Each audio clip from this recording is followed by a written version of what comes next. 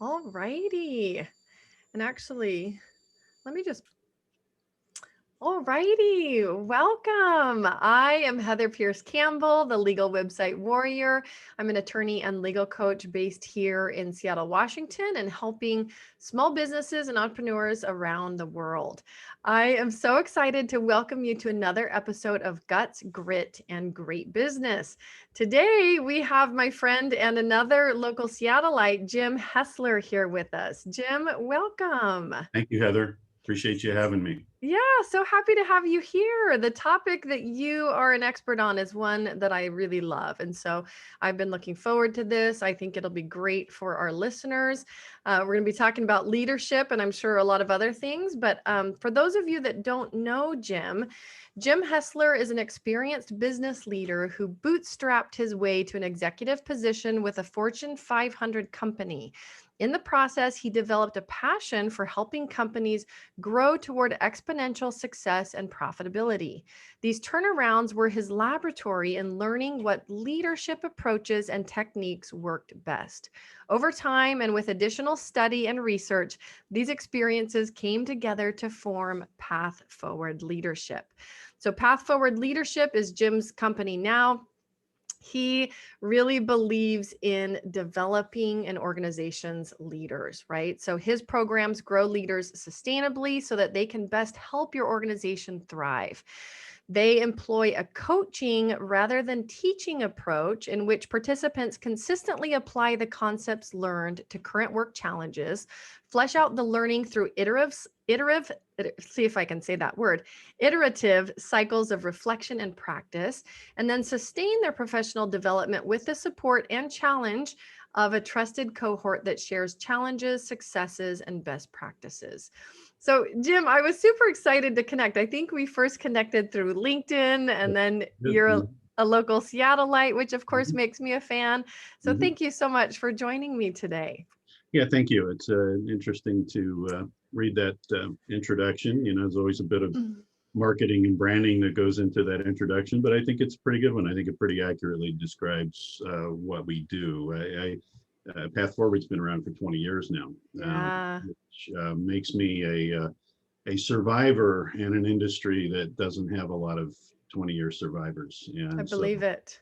I um, believe it. yeah, so that it may be our conversation today may just be about my lasting ability, my persistence as much as anything else. So Oh, well, it's perfect for a podcast that's called Guts, Grit, and Great Business. I think, we could go any number of directions. yeah, I want to get to that persistence piece. mhm. Tell me where your passion for leadership started. Well, there's always this question that comes up of whether people are born leaders or Mhm. made leaders, and I think I'm both. I think maybe preternaturally I have maybe a certain level of confidence. Mm. Um, I I I think in some negative ways, I had some examples at home Mm. that ended up with me having to take a great deal of responsibility at an early age for Mm. what was going on in the family. And I think I learned some leadership there. It's that whole "if not me, who" Yeah. kind of question. So there was some. I think there was some family things that led me to this. And I think what you described in the introduction that I did turnarounds.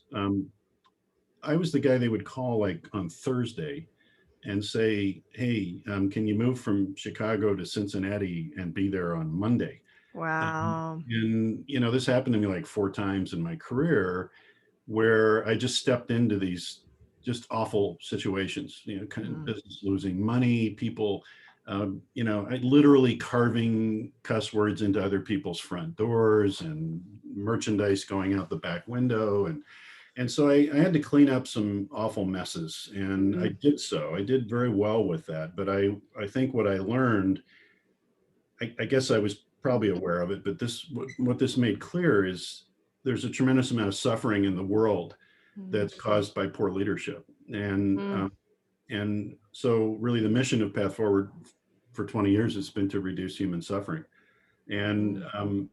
when you're working for an ineffective, incomplete, uh, leader, you're suffering. Your life isn't what it could be. So, I like helping businesses make money, but I think more about not only the lives of the people in those organizations, but I think about their families and their Mm. neighborhoods and their children and their grandchildren. And, Mm. and so I like to tell the people in my classes that, what we're teaching them may have a relatively short-term impact on their business, but Mhm. most businesses don't last all that long. But the cultural and psychological impact of what we do could still be around 150 years from now in the generations of people that follow us. So Yeah. kind of like an Eastern philosopher here, I'm taking a very, very long-term view of what I do, and thinking of it in terms of, literally generations of people as much as, how can we make next quarter's P&L look better? Mm. Well, I mean, when you described your mission statement of reducing human suffering, it gave me goosebumps, first of all. And I love the way that you view your work. And I think because in part I relate to the importance of it. Hmm. And I also think that there's something really beautiful that happens when we can attach our work to a mission like that with greater impact. It's the difference between, like, and somewhere I can't remember where I heard the analogy of, a bricklayer asking him what he does, and one bricklayer might say, I'm, laying a brick, and somebody else is building the house of God, or whatever his mission was, right? And it's about how we view our work that really can motivate us and keep us not only committed to our path, but also, I think, to doing great work. Well, we talk a lot about motivation. Obviously, any leadership program has to deal with motivation, and Mm. certainly one of the elements of motivation that has to be there is context. And so I kind of an early example with that is we've had an aerospace client, not Boeing, but a supplier to Mm. Boeing for about 16 years now. And I've always said that the best outcome is, well, I'll just say when you walk into this place and you see the parts that they make, you would have no idea that they go on an airplane. They're Right. just these little kind of lumps of metal with flanges and bolts and things in them. And so, the question for the employee, are you making that part or are you Mm. making an airplane, right? It's the Yeah. same deal with the bricklayer. Yeah. And I want them to be able to say, take their kids for a walk and see a airplane flying overhead and saying, I built that airplane, and that's an important source of motivation for all of us. Why do we go to football games? I'm not like the biggest football fan in the world. I like football, but why do 75,000 people pack into in our case, CenturyLink Field in Seattle and root for a football team? They don't know any of these players. Most of these players aren't even from the local area. Mm. And the reason is this sense of being part of something bigger than ourselves, in the sense that we have some sense of unified purpose, Mm. with another group of people. And I don't know that of anything that tears down, political and gender and racial and religious boundaries than going to watch a football game. Mhm. People hugging complete strangers and all that kind of stuff. And I think we need to make our businesses look more like that. Mm. I mean, I know you're not supposed to use sports analogies. I've heard this for years and years and years, but there's so many good ones I can't resist. But one of the things that to look at in a football stadium is all the seats are pointed in the same direction.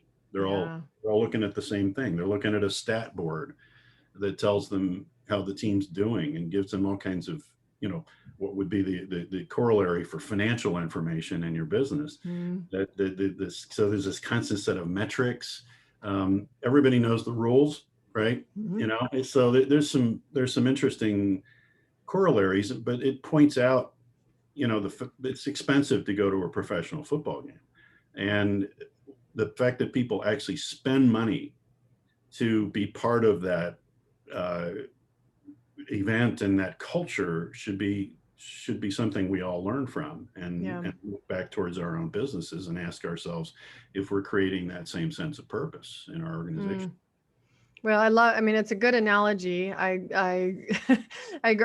I was going to joke with you and say, so long as you don't use a golf analogy. I'm Okay, joking, but fair enough. I personally, for whatever reason, detest golf. If I'm going to go on a big long walk, I just want to go walk somewhere where I don't have to watch for fly balls and, pay attention to things. I'm with you. Um, Fine. will you backtrack for a minute and define for us how you describe or define leadership? What is leadership? Well, that's a tough one.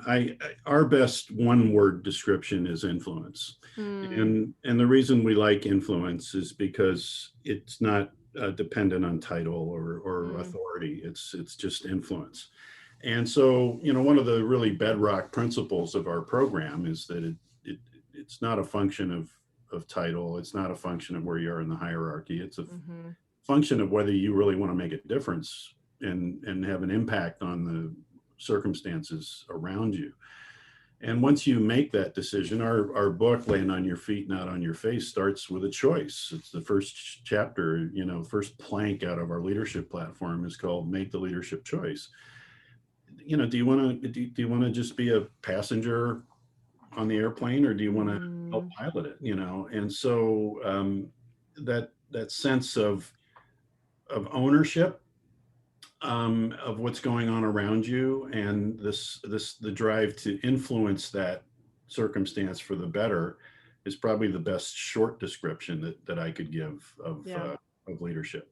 Well, and I know in your career you work primarily with organizational leadership, right? I'm just wondering in your description of the ripple effects, right? The bigger mission of what teaching and living and training people on leadership means, if you see it as this trickle down effect to personal leadership, like is there a way that that leadership results in more personal leadership for other people that may not really be considered leaders?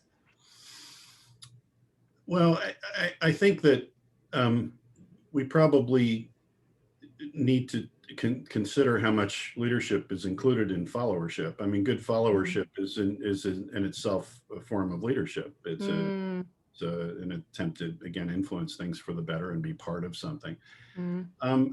I think that um, where I might be going off on a little bit of a tangent here, but the where I think I find myself differentiating more and more from other people who work on leadership uh, is I've really come to the conclusion that we're probably too individualistically focused in leadership development. That in our society, in our Western society, we define ourselves very much on what we've accomplished and how our will and our sense of purpose and all these things which are important made me successful. Mm-hmm. And I think you know, I, there's a grit, to use your word, there's a grit and a persistence to leadership that is often understood. People think it's about inspiration and it's about, Mm-hmm. getting people like rah rah and excited. And yeah, sure, great, but you got to think hard. And I think harder about this all the time. Why do you and I act the way we act? Why do we think the way we think? Well, I think the answer to that really is culture. Mm-hmm.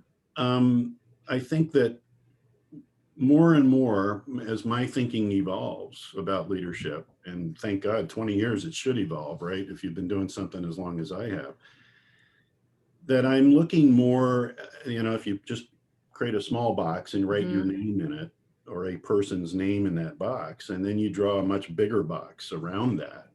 And that is culture, structure, other influences. I think Mm-hmm. what I'm what I feel really invested in now is helping leaders understand why people act the way they do in their organization. And um, the Western answer to that, the American answer, I would say in particular, is that, well, that's because of the way Heather is. That's Heather. You know, Right. this is her education. This is her motivation. I mean, we Mm-hmm. spend a lot of time psychoanalyzing people, Mm-hmm. and I can go there like anyone else, and I find human beings utterly fascinating.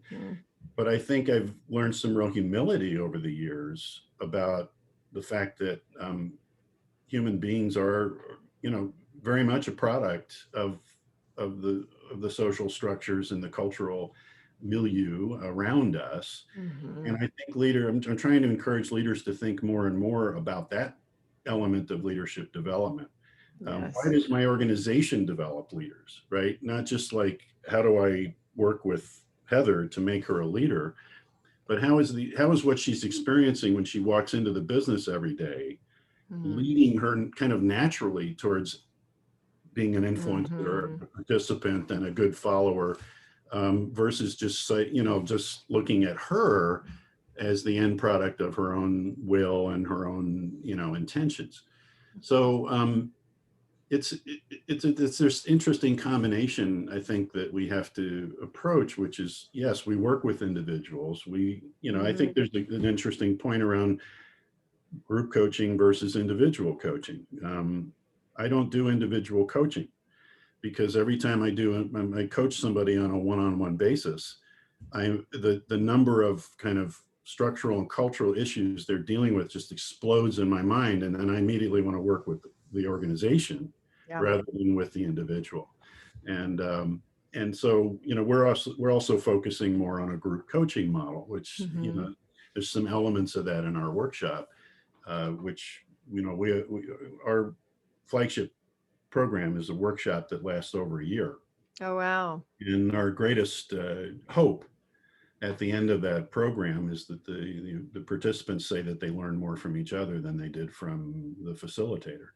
So yeah, I think we all have to have some humility. I think we're Mhm.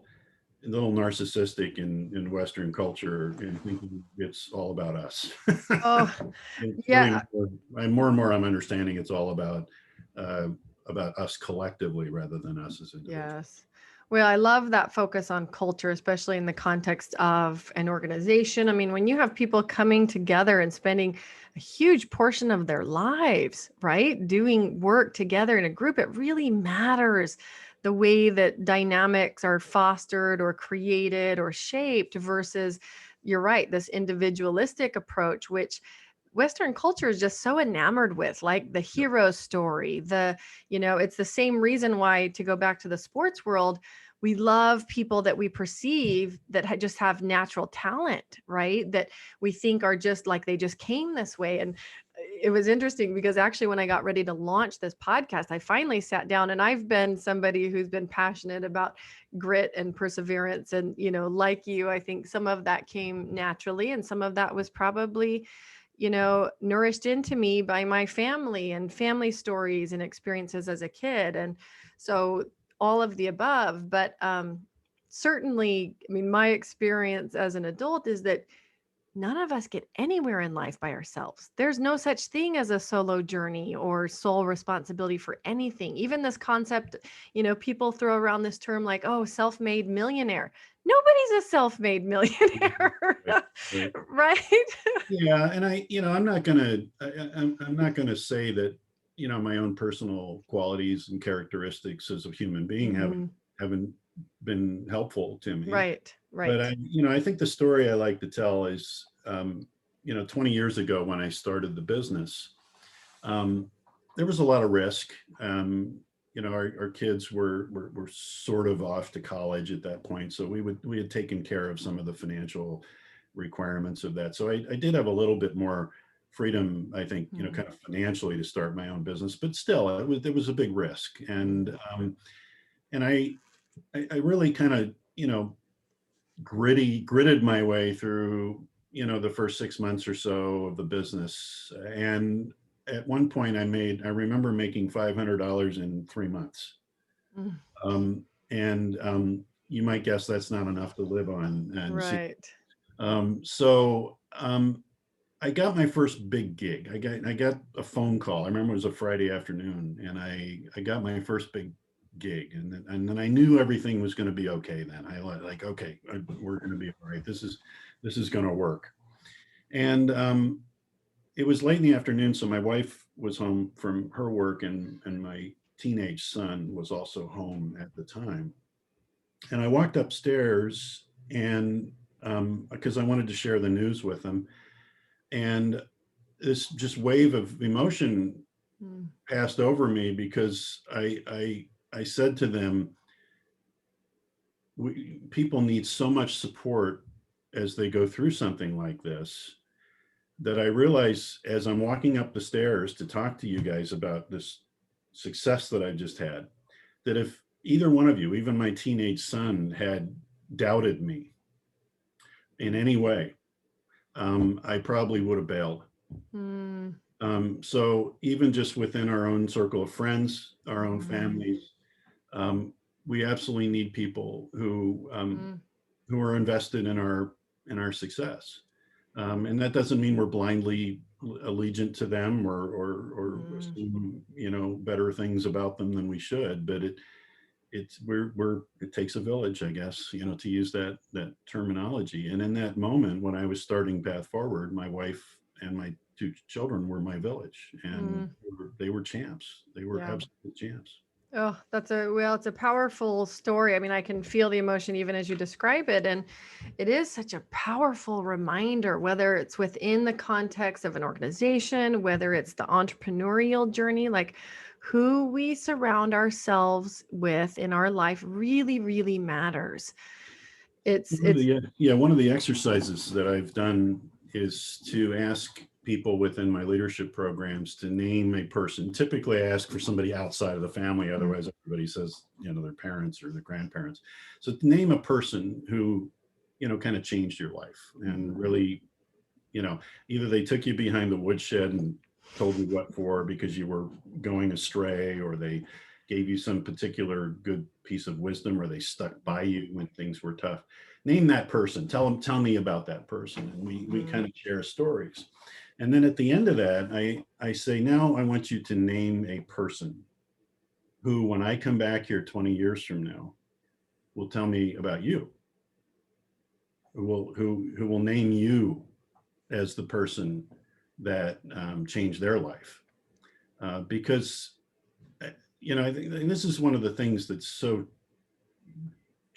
true about leadership, is that in order to be a good leader, you need to be uh, your antenna need to be up constantly for opportunities mhm, to spread good energy, wisdom, challenge to another human being. Um, mm, and so many people shy away from that because they're afraid they're going to, anger somebody, or criticize somebody in a way that they might not be able to handle. But you know, none of us, when somebody asks me, a group of people that question, nobody's going to say, well, I'm choosing Bob because Bob thinks everything I always do is fantastic, and Bob never wants me to change, and Bob never calls me to something higher than what I am. We all name somebody who challenges us. mm. We all name somebody who pushed us.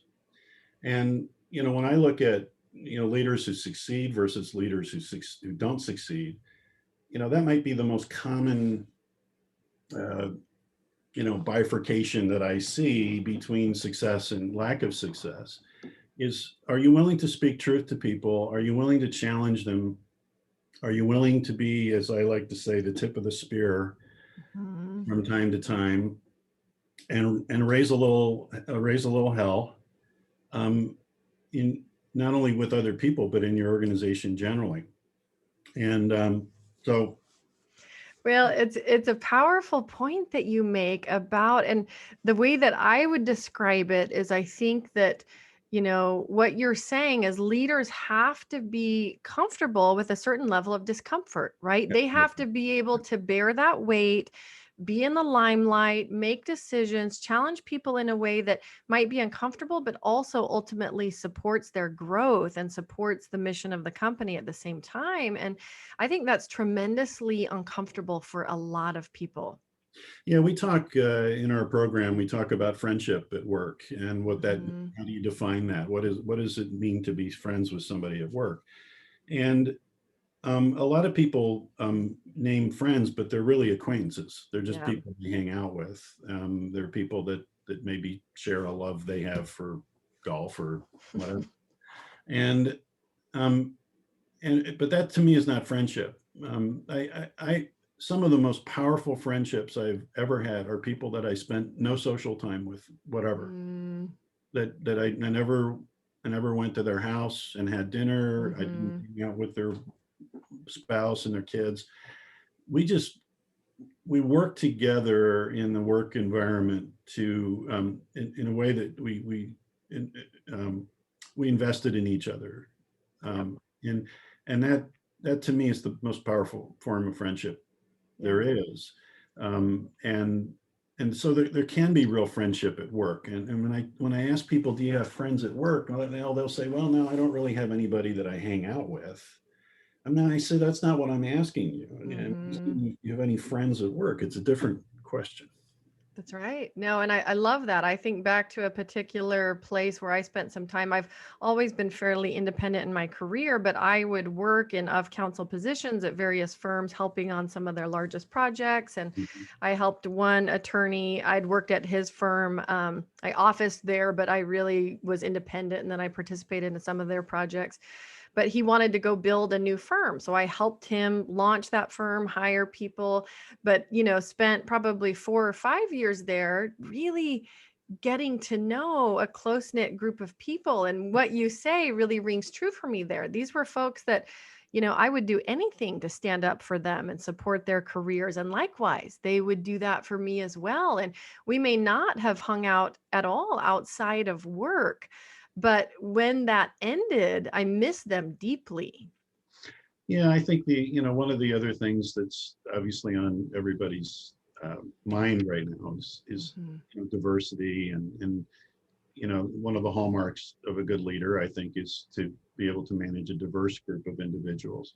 Mhm. One of the ways to do that is to do what you do if you ever travel internationally, to just be curious. Mhm. Um, be curious about people, where they came from, what they believe, and why they believe it, Mhm. and what kind of experiences they might have had that have led them to where they are today. And so this investment as a human being and other human beings is, to me, we what we teach in our program is that's really it's foundational. Yeah. If you don't find human beings interesting and grant them, I think the the the grace of of, uh, of assuming good things about them, Yeah. then I don't think you position yourself well to be a leader. I agree. I think you have to have a lot of flexibility in your thinking to be a Mhm. powerful leader. And you're right. I view leaders more as support roles, really. Yes, they're leaders, but they're really there to support a group of people who need somebody who can pave the way for their growth, support that growth, challenge that growth.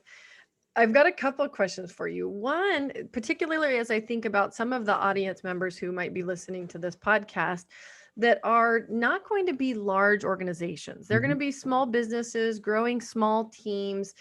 What advice do you have for those folks that feel like every decision they're making when it comes to hiring a new team member could make or break them, right? Could be really problematic or really good if they do it right. Yeah. Because I think that can hold a lot of people back from growing their businesses. Well, yeah. I mean, I think no matter if you're going from one person to five people or you're Mhm. going from one person to 25 people, there's a yeah. I mean, your ego needs to be in the right place, and there's always a certain amount of letting go Mm. that has to happen, even when you're growing a small organization. I think that it may indeed be true that that next hire is going to make or break you. I mean, that's how seriously you need to take those decisions.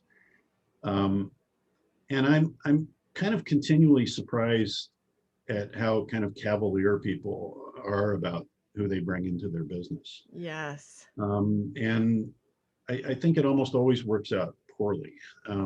It's interesting because I think more and more I realize that previous experience in an industry is a poor predictor of success in that industry.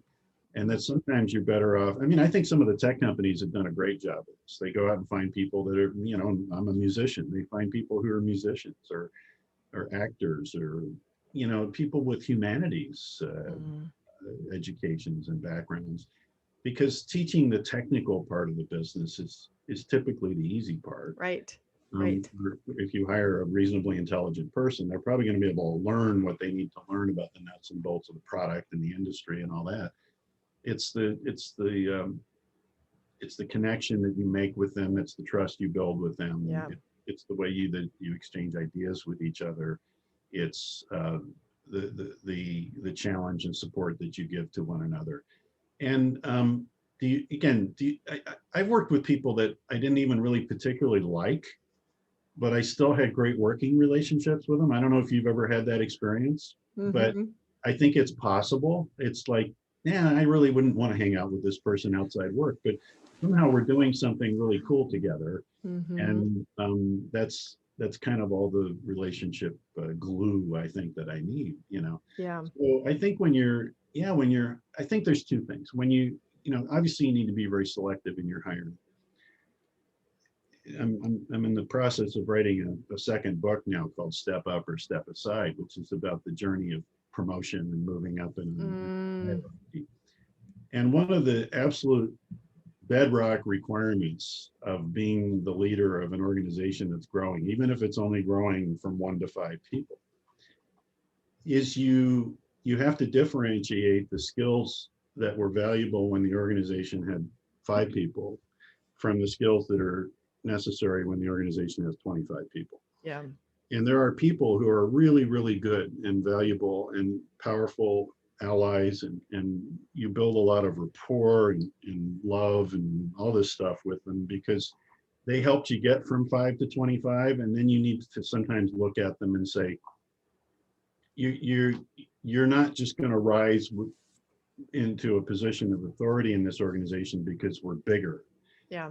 You're gonna rise to a position of authority in this business because your skill set and your orientation as a leader now fits the requirements of a 25-person organization rather than a 5-person organization. And I can't tell you how different. I mean, part of the driving force behind writing this book is that I was, I mentioned I kind of got bounced around a lot in my career. And one day I was managing 35 people in Boise, Idaho, and I got promoted and I'm managing 150 people like the next week. And nobody sat me down and said, hey, what's the difference, Yeah. right, between managing a 35-person organization and a 150-person organization?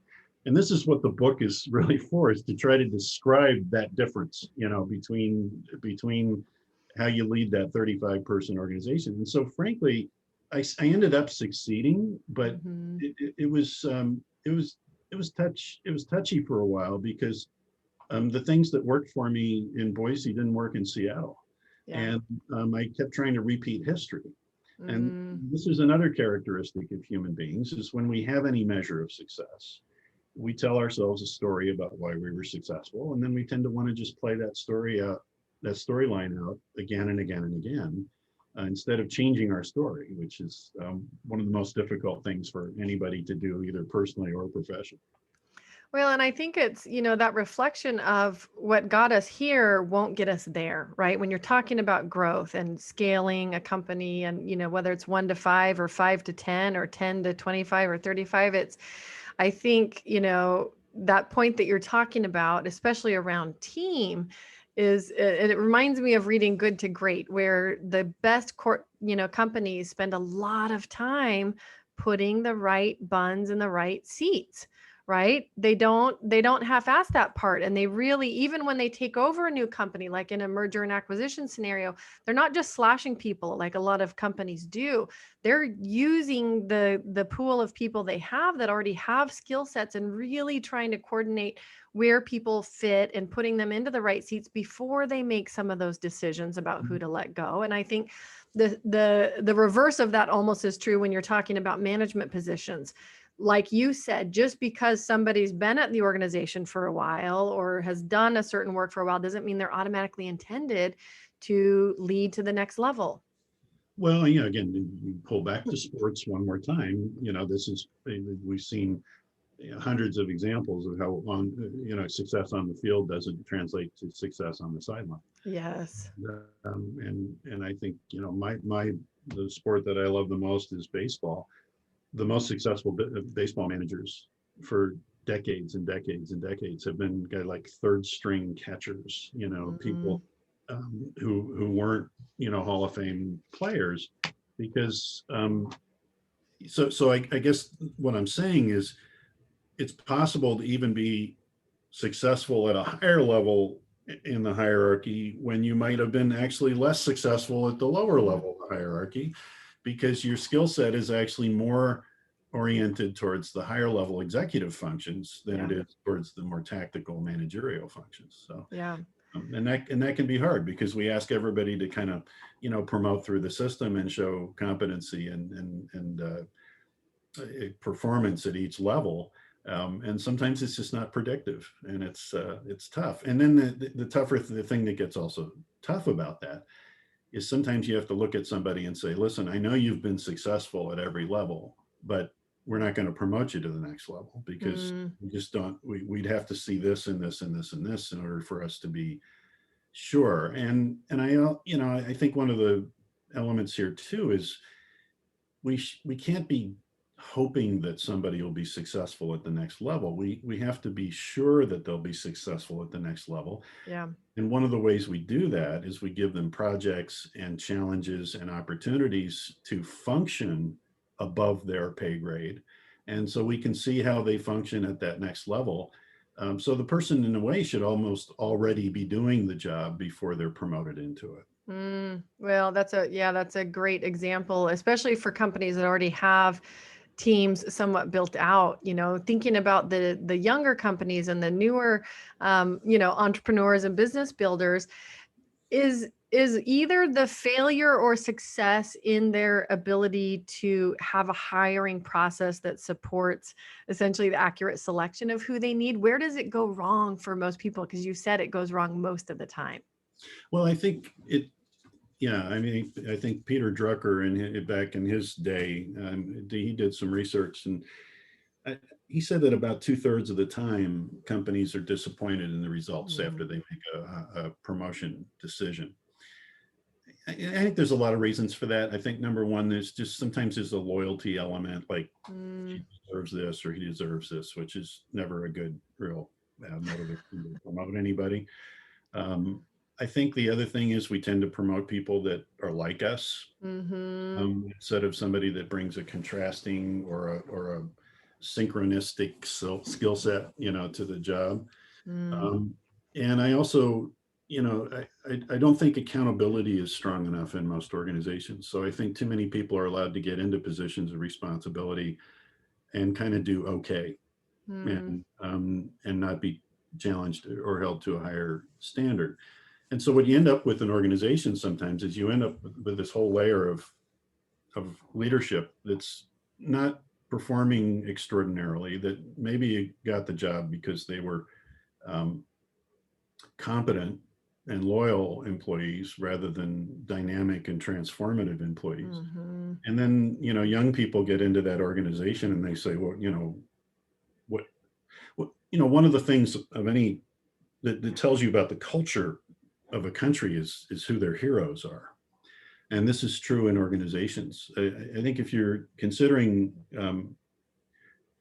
hiring on to any company, you should find some way of asking them who their heroes are. I love that question. Yeah, I mean, excuse me if some of my politics might be revealed here for a second, but one of the amazing examples in America is there's an airport in Orange County, California, named after John Wayne. I've been there. John John Wayne was you know, he was a pretty good actor. He was okay. He wasn't brilliant. He wasn't Jimmy Stewart, you know. Um, but what was he? He was a cowboy. Mm-hmm. And so if you look at that and you say, wow, why is that icon? of John Wayne, and there's like a 12-foot golden statue of him in the airport, and he's dressed up like a cowboy. He's not John, he's John Wayne the cowboy, not John Right. Wayne the person or The the real actor. person. That's Right. right. And so, what is it about cowboys that we like? Well, they like to tell authority figures to buzz off when they don't like them. They like to, it's this very kind of thing we were talking about earlier about this very kind of Yes. individualistic view of society. So when you look at organizations, I think maybe this is maybe a little bit of the dark side of the tech industry to some degree, Mm-hmm. is the heroes in a lot of tech companies are the people that completely subsume their own personal lives in pursuit of writing code or whatever, Yeah. and those become the heroes in the organization, and they aren't necessarily the heroes. Yeah. They maybe they shouldn't be, because Right. that's not a sustainable thing, going forward. So Yeah. yeah. Well, that is another great example of that theme that we were talking about. And what I was starting to say earlier is when I actually went to launch this podcast, I finally sat down and read Angela Duckworth's book on grit. And in that book, she talks about our obsession with people who have natural talent or who have this huge hero story or something, and how what actually makes people successful, organizations successful, is this idea of grit and persistence, and the fact that people are showing up and trying again and iterating, and it's not the flash in the pan. And for entrepreneurs, especially the entrepreneurs that I'm talking to, are the ones that are often starting as solos and building small teams, and their hope is to build a business that provides a handful of people with a great lifestyle, and allows them to support the community of people that they want to do work in, right? But they're not building huge organizations, and Well, yet they still need to know something about leadership and about hiring and about coordinating people. well, again, I'm being a little bit of maybe an old crank here, but I think one of the things that bothers me most is that it's the degree to which we try to simplify a very complex thing. I mean, leading an organization, even an organization of 5 or 10 people, is really challenging. Yeah. And I think one of the things we've always been proud of at Path Forward is we don't try to make it easy for people. We don't say, Yeah. well, here's your magic beans, just throw them in the dirt and they'll, grow beanstalk. And if you look out at some motivational speakers that I won't name, and you look at a lot of the nature of a lot of the books, business books that are out there, they're they're almost cartoonish in their obsession with just um, a few ideas. If you just do this thing, you'll be successful.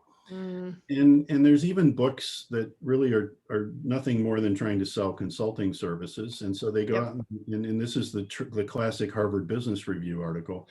We went out and we worked with 150 different companies, and we looked at which ones were successful and which ones weren't successful. And we found that the ones that were successful all shared this This one one thing. That's characteristic, right. Yeah. right? And leadership, you can't make it easy. If Mm-mm. you make it easy, if you try to make it easy, I think you demoralize people, because then when they're not successful, they say, "How did I miss that one thing?" Mm-hmm.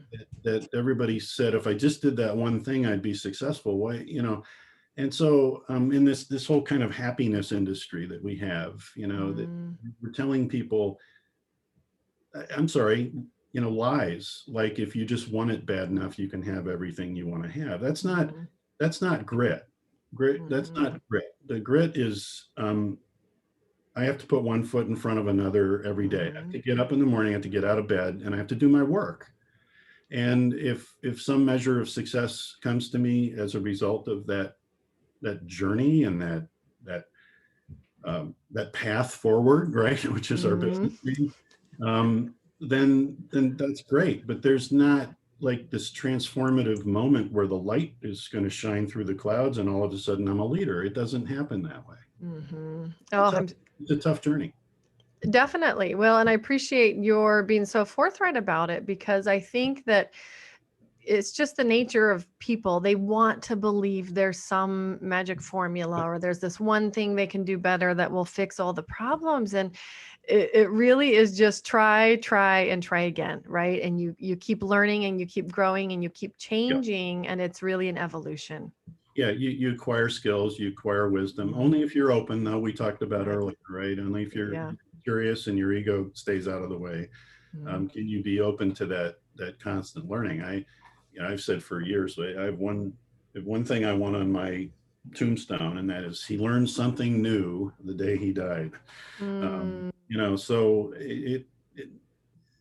I believe great leaders are great learners, Yeah. and they're almost obsessively um, wanting to find out what they don't know instead of Mm. relying on what they do. Yeah, that's such a great point, and I I think agree. it shows up in relationships as well. I think if you want to have a really great relationship with another human being, it has to be I mean, 44 years into my marriage, we're still discovering things together, Mm. not only as individuals, but about our relationship and how it needs to change over time. Yeah. And so we've grown up a lot together, and I think that's why we're still happily together 44 years later. Yeah. Oh, that's such a beautiful point to start to wrap up on. The fact that leadership is really about relationship. I think Mhm. people can really miss the boat on that one. They think it's about authority and decision making. And I agree with you. For any of us who have had the experience of great leadership in our lives, understand the truth of what you just said, that it's really about relationship and having somebody that's constantly learning. Yeah, and I think if you read our book, the Land on Your Feet, Not on Your Face, Mm. you'd see that which is the curriculum for our leadership Yeah. program. You would see that we put a very, very strong emphasis on that element of it. And Mm. I had somebody come up and just reduce me to tears one day at the end of one of our leadership workshops. We had people wrap up at the end of the program and tell us what they learned. And that guy took me aside and he said, I wouldn't be married to my wife today if it hadn't been for this program. Mm. And you know, that What made a that made the whole journey worthwhile. Right, right. What a testimonial. That's Yeah, amazing. yeah. So Well, Jim, gosh, it's been such a fun conversation to connect with you on this. I mean, it's a topic that I love. I feel like it's so important in business, and especially for folks that at whatever level are wanting to grow and evolve their business or their organization. It's such an important, and you're right, such a complex topic to dig into. And I'm so grateful that you're in the marketplace helping people sort yeah. this out. For folks that want to connect with you and learn more about your work, where would you point them? Well, pathforwardleadership.com is our website, Okay. and I'm Jim H at pathforwardleadership.com. So I'd be glad to certainly talk to anybody, on a non-committal basis about what we do. Absolutely. We also, if somebody wants to observe what we do, we can make opportunities for people to observe our workshop program. I think the good news is that we have, over the last year, learned to facilitate and conduct our programs very successfully virtually. Mm. So we're no longer, limited by being able to be in the same room with our cohorts. We have cohorts now that see each other almost exclusively on the screen, and I can see us going back at some point to being in Yeah. the classroom, but I also now we have this as an option. So Right. if a company cannot fill a full cohort, and I know a lot of your listeners are small businesses, if somebody can send maybe 2 or 3 of their people through a program, we Mhm. can combine them with other non-competing companies and have them go through this great learning experience together. So Oh, I love that. Well, and you're right. I love the opportunity. And even though people have been forced into it in some circumstances, the opportunity of taking such valuable training like this onto a platform where people can access from anywhere. I mean, it really changes the landscape for the work that a lot of yeah, people do. and again, I just the advertisement I will make, and this isn't just about my business. Mm. When you're developing your people, don't try to take the easy way out. Don't try to send them Mm. to a 3-day seminar. Daniel Goleman, who wrote all the stuff about emotional intelligence, said that 90 days after a single event leadership development experience, people will have retained less than 5% of what they learn. So if you're going to spend money, $16 billion is spent every year on leadership development in the United States. Yeah. If you're going to spend your money, spend it on a longitudinal program that's experiential, that takes place over a certain period of time, so that it can be, leadership is learned through reflection. It's a circular motion. Yeah. So these programs where you go and you spend 3 days and you're all fired up at the end and you want to come change the world, by noon Monday, you'll be back at your old tricks. Yeah. So choose a program that takes more time and more commitment, and you'll get a much better result. Oh, well, that is a really, really important point. And the other thing I'll layer over top of that is that for people that are developing small businesses and smaller organizations, like, I don't want for them to minimize themselves or their role in the marketplace, to think like, oh, this isn't for me. The reason I say that, like, my path, my commitment to the marketplace is I want to help develop small businesses so that they have more influence in the world, so that entrepreneurs are actually building businesses that work, that have the legal support and structure that they need. But along the way, they need some of this other stuff too, to really, really create an influential business. And I remind people constantly, the small business marketplace in the US, first of all, 99% of businesses here are small businesses, Yep. right? And to collectively, we make up 42 to 43% of national GDP. We are not a small sliver of the pie. We are a huge portion of the pie. 50% of the people who are employed in the United States are employed with companies with less than 500 employees. That's right. So, and they don't get much press. The business news, the Wall Street Journal, is not about those companies. It's about behemoths. But half the workforce works for small companies. Yeah. That's right. That's right. So it's why I just want people to recognize that these tools are some of the tools that they need as well. And just because they're a smaller business doesn't mean that they should, not think of their business as needing some of these resources. But yeah, thank you. I appreciate that. Yeah. It's absolutely.